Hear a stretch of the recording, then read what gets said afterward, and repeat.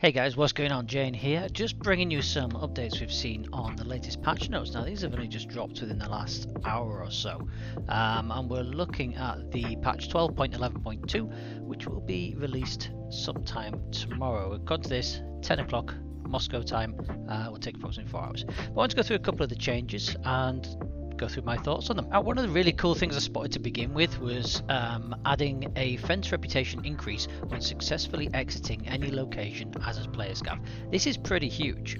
This means now if you survive and extract on your scav, you are going to be increasing your reputation almost passively. So you don't have to be hunting down players, you don't have to be pushing for PvP. This is really helping for those of us who are not as good at PvP as everyone else. So I think this is really cool and a good change from Battlestate. PMC Scav Cooperation extracts are now permanently available on all locations.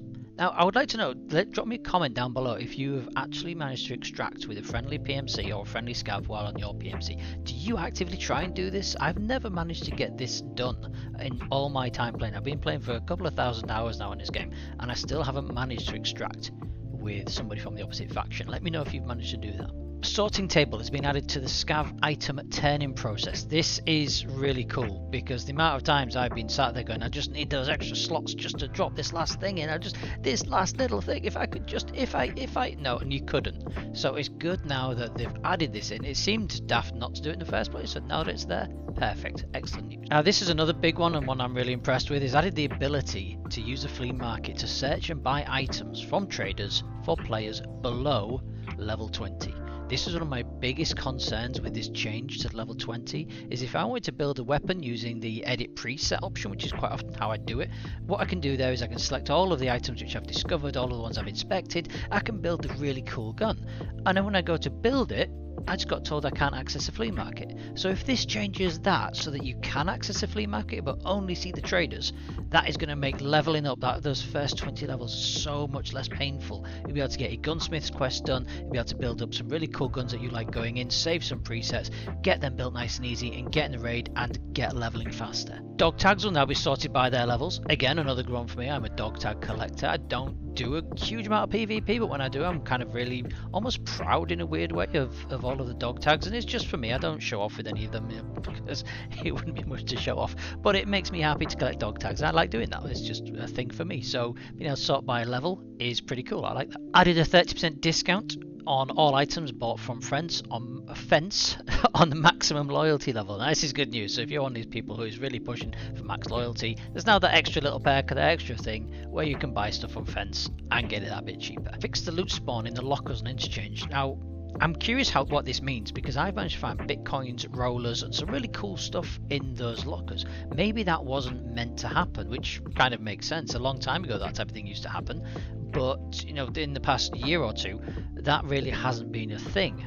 So if that is what they're doing, reducing the spawn of the really cool items or removing them from the loot table, that I'm a little bit upset by that. It's not going to change the way I play, but it would be nice to keep some high value loot items that do spawn free. But we'll see what change that means when we start playing tomorrow. Fixed a camera shake that appeared when trying to crawl up an inclined surface. I don't know about you guys, but the amount of times I've crawled or creeped, you know, crouched up an inclined surface, and it's almost like you stood on some crazy stairs at the carnival or the fair or something. You're just bouncing all over the place. You can't hold the gun still because you're jumping up and down, and you have to move sideways a little bit to get that to go away. I'm hoping this is a first step to fixing that. We'll have to wait and see. Raiders can no longer sprint with blacked out legs.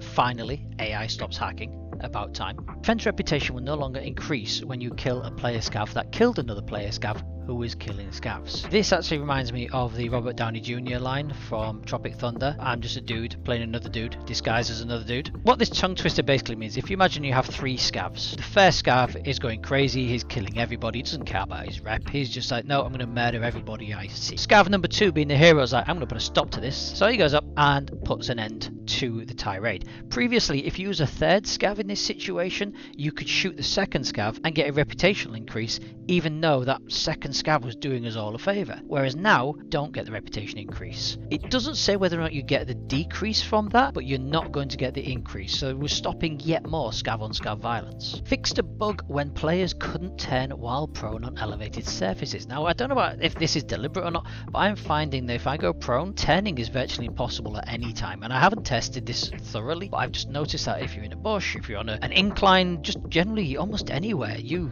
cannot turn in the prone position. I didn't know if they were bringing this in trying to make the game more difficult or not, but this is good that they're fixing this. If that was a bug, great, let's get rid of it. That would be nice. Remove the ability to look through the wall in the underground areas on reserve. That one I've not seen, but I'm wondering if some of these bugs, what we are associating with wall hackers and hackers in general, where we're thinking, I was definitely killed by a hacker. Was you, or was it they had some sort of bug on their end which gave them an advantage, which was not fair? Fixed the probability of scavs spawning next to players in all locations. We've all been there. You spawn in and someone shoots you in the side of the temple with a shotgun before you've even gotten off the black screen. Fixed the double animation while equipping the MK47 Mutant. This was actually one of the reasons why I wasn't using the Mutant, is whenever I flicked between the weapons or kind of went in and out of the menu screen, I had the double equipping animation, and those extra seconds, I don't know how that would play out in a firefight, and I was kind of thinking, no, I don't want to be doing this because I could potentially be losing valuable seconds in a firefight because of this double equipping. So that's really good to get rid of that. The gas station fire on Shoreline now deals damage again. I can tell you from personal experience, it was dealing damage. Cultists can now melee players while moving because cultists weren't terrifying enough, so what we need is to buff cultists. Fix the freezes while moving through tabs and filters on trader screens. I don't know about you guys, but the screens for traders, but when you go between buy and sell and things like that, it's horrible. It's so slow. Okay, so that's all the things I thought were interesting on the 12.11.2 patch notes. If you found something else on there where you were really excited about and you think is really, really cool, drop it down in the comments below. Let's get a discussion going. Let's talk about this. I said, just a reminder that I do stream Escape from Tarkov Mondays, Wednesdays and Fridays from 6 PM UK time. Come along, say hello. If you enjoyed this video, please hit that like and subscribe button. It helps me out a lot. Thank you very much, guys, and I'll see you in Tarkov.